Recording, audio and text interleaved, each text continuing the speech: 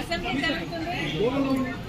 కనీసం ఈసారైనా అటు పాలకపక్షమైన ప్రతిపక్షమైన ఆంధ్ర రాష్ట్రానికి జరుగుతున్న అన్యాయం గురించి ఆలోచన చేయాల్సిన అవసరం ఉంది.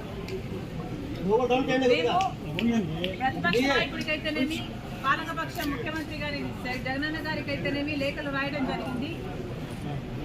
ఆంధ్ర రాష్ట్ర ప్రజల హక్కుల తీర్మానం అని, ఆంధ్ర రాష్ట్ర ప్రజల హక్కుల కోసం ఒక తీర్మానం చేయాలని సూచించడం జరిగింది.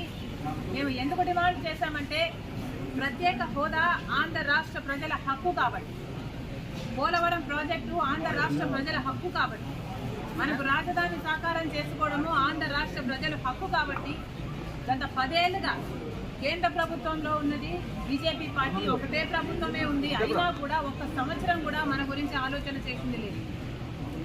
ఇంతకుముందు 5 సంవత్సరాలు చంద్రబాబు గారు ముఖ్యమంత్రి